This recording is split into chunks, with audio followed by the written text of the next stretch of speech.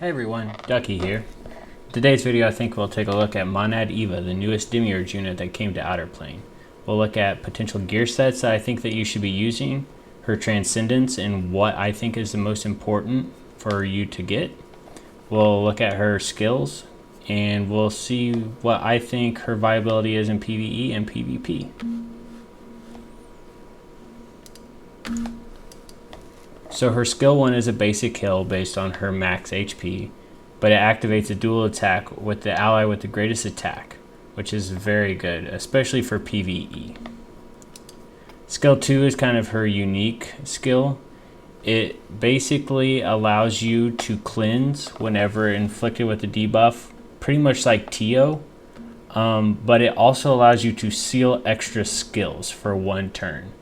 There was a lot of confusion with this skill when it came out. A lot of people thought that that was counter attacks, revenges, and agile responses. And so we assumed that she would shut down a mass majority of all meta units, but that's not the case. What this extra skill means is it is an extra attack. So things like Notia count as an extra attack. The second attack, or basically the S2 of Devlata, counts as an extra attack. But things like D Stella's counterattack Revenge does not count. Cannon's S2 counterattack does not count. So there are a lot of things that this doesn't actually cover, and only a few units in the game that it actually does matter. So we'll take a look at this skill a little bit more closely in PvP, because this is 99% a PvP focused skill. Nothing really to do with PvE. Her S3 is a big heal for the whole team. It also grants one turn of invulnerability, which is all damage negation, and increases speed for 2 turns. And her chain skill is the same as D'Asti, where it gives you an additional 5 weakness gauge for being the chain starter.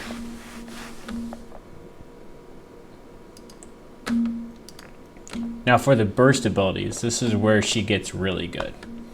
Her level 1 isn't anything too special. It's basically a copy paste of Mene, which is good, especially because it's low cost, and especially if you are running Emblems of Dominance, this gives your whole team a 1 turn of defense buff, which is really great, especially at low cost.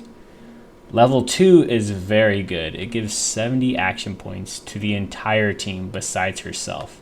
In PvE, this is really nice because there's not a lot of units that give AP, and usually you're not trying to focus on building AP, you're trying to focus more on CP generation.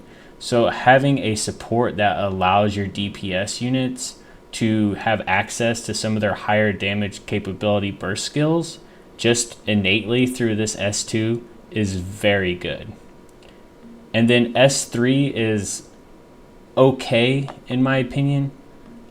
It's basically a better version of Saren's burst skill, where it doesn't actually revive an ally that has been killed. It gives you a revival buff for 2 turns, in which if you die while holding the revival buff, you will revive on the spot.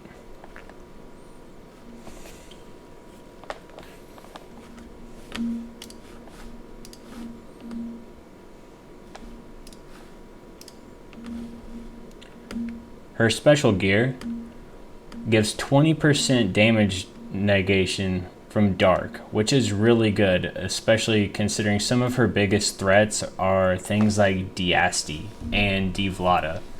This actually makes a pretty significant difference in PvP. Just makes her that much harder to kill. And then the skill of her exclusive equipment basically gives you a small heal whenever triggering her S2. Can be a little impactful at times whenever you're trying to bounce back from an aggressor, but it's not anything game breaking.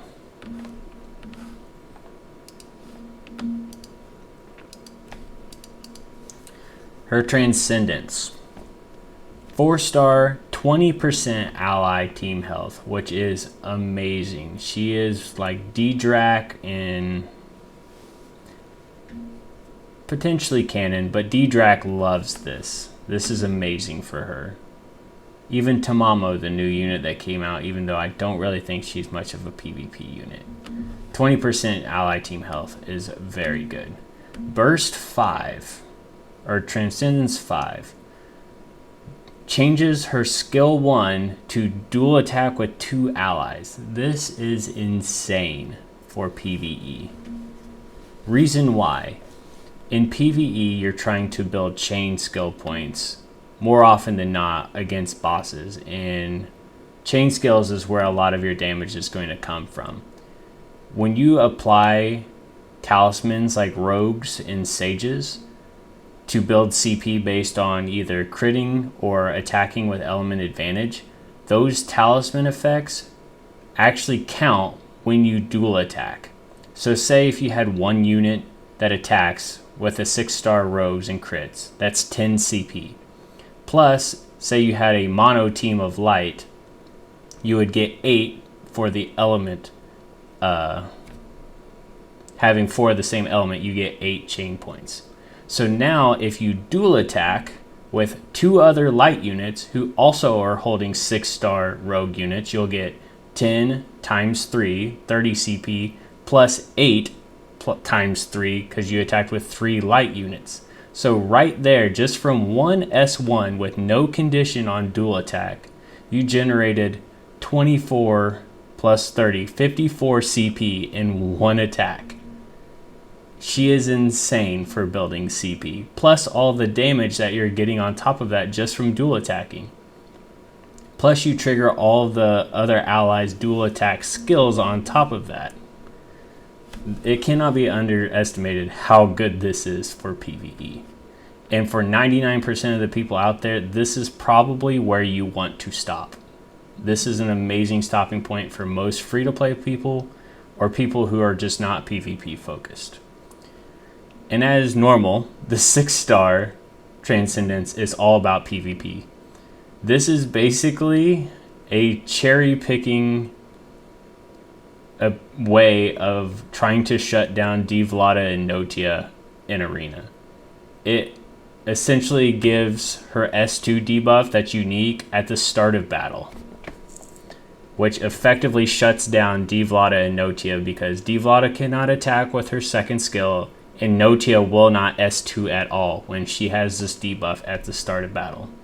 The one caveat to this, though, is that it does not bypass immunity. It only ignores resilience. So if you run immunity on your Devlada or immunity on your Notia, they will just proceed as normal. So this is really nice.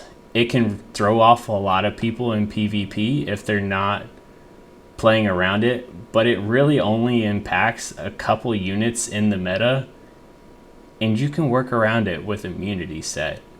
So I can pretty strongly recommend most people not going for 6-star Eva. That is just my analysis so far of me using her in PvP at where I am. As for gear, I still really like swiftness and immunity on my healers and supports, especially for PvP. It just keeps you safe, and if you get down on HP, the swiftness set is very effective at boosting your speed at low HP, allows you to lap other units and try to get back on track. For PvE, I'd actually maybe go speed set, just because being able to get back around faster to keep doing dual attacks over and over again can't be underestimated how good it is. So the faster that you can make her go, the more turns, the more dual attacks, the more CP that you're going to generate. So for PvE, I'm in the camp of speed set. If you're early on and you're just wanting more heals, you can obviously go like a double life set to try to get her HP as high as you can to try to increase the scaling of her heals. But I really think that her real bread and butter is all about taking as many turns as she can and just generating CP and just outputting damage like crazy. For the weapons, I'm still a big fan of Emblem of Dominance. I like the one-turn defense buff, especially because she has such easy access to her burst abilities. Even at burst 1, it gives the whole team 50% defense buff for 1 turn, which is really good for enabling units like Cannon. The alternatives that I like are Iron Messiah and Royal Stinger. Royal Stinger, if you're looking for better heals, especially like if you have that one squishy DPS on your team, Royal Stinger is really nice because they'll give them additional healing on top of the healing from the skill. Iron Messiah is also good. It just gives a shield instead of healing. For the necklace accessory, I'm still going to go Resurrection Token just because you have access to the 48 speed, and being able to revive in those clutch situations is just, it's so helpful in every facet of the game. So I would definitely recommend Resurrection Token. For PvE, Saint's Ring can be really good in some situations where you're debuff heavy content. She can just start shaking debuffs off every time she takes a turn. Obsidian Oath is also a really good option because it has a 100% chance to decrease all of the debuffs durations by 1. So if you have 4 debuffs that are all on 1 turn, it'll cleanse all 4 of them when you take a turn. Whereas Saint's Ring, it could have 3 different debuffs that have 3 turns of duration, but it will completely remove one of those 3 debuffs. So this is what I prefer to run on my Eva. Again, as much speed as you can, and as much health as you can. We'll take a look at all the substats. So of course I would run health percent on the weapon, try to get as much speed, evasion, resilience, all the tanky stats that you can get. Here I got health, defense, evasion again with speed, defense, resilience. See, I'm going, this piece isn't great, but I have 15% health here. I'm looking for speed and I'm looking for health. I got speed and evasion on this one. This piece could be a lot better for her. And here I got speed, defense, evasion. Again, all these kind of tank stats. So that is what I would recommend for Eva in terms of gear. So let's take a look at how she interacts with other units in PvP. Here's a good example to start with. So we'll show you here how the seal extra skill debuff does not impact Cannon, and it does not impact D-Stella. We'll use this team here.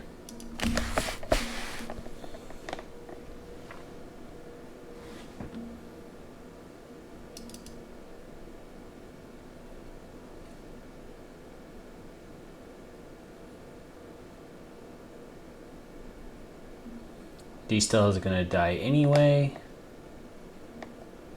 Right here, Cannon is still going to counterattack. D-Drakon is still going to counterattack. So this debuff has no bearing on either of those.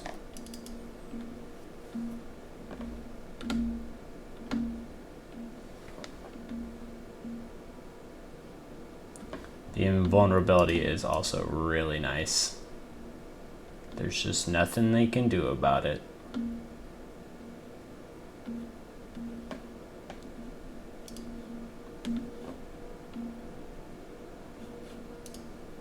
Alright, this is pretty close to a mirror match outside of they took out Notia. So let's see how this plays out. This is a potential speed tie.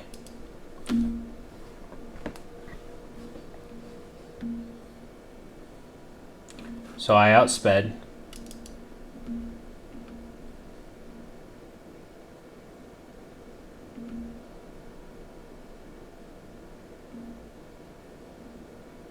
Diasti still is going to get her revive off. Does not stop her.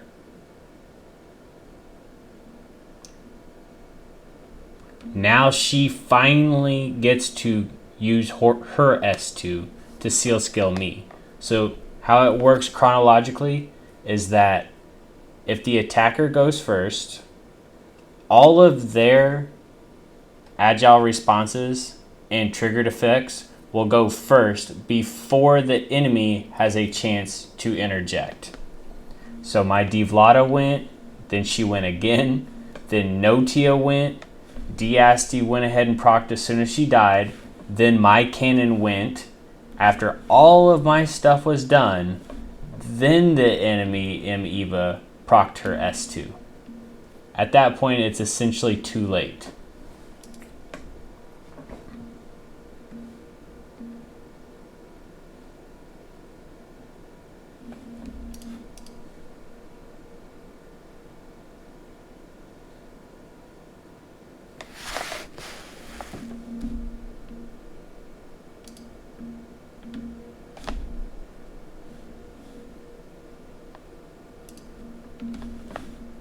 Another essentially mirror match.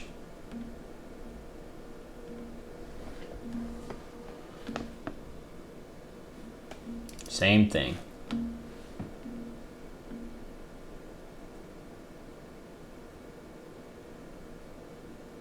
The enemy's M Eva still is not going to get to use her S2 until all of my abilities are done. So that's what I think about M Eva. I think on a tier list, she's still S tier for PvP just because she has a unique ability that no other unit has in the game for shutting down extra attacks. Her invulnerability is also really nice to protect you in a pinch, especially if you're going more stall heavy. And her double dual attack is still incredibly good in PvP for being able to burst down tankier units. Keep in mind she also has the 70 AP on her burst 2 S1 to give your entire team AP to access some of their better skills as well. So she's S tier in PvP all day long in my opinion. And for PvE, she's S tier as well. Like for the reasons I outlined earlier, being able to generate CP at an insane rate, just increasing your overall DPS, good chain starter skill. She's just an amazing unit overall. So if you have any questions, just let me know down in the comments and we'll catch you next time.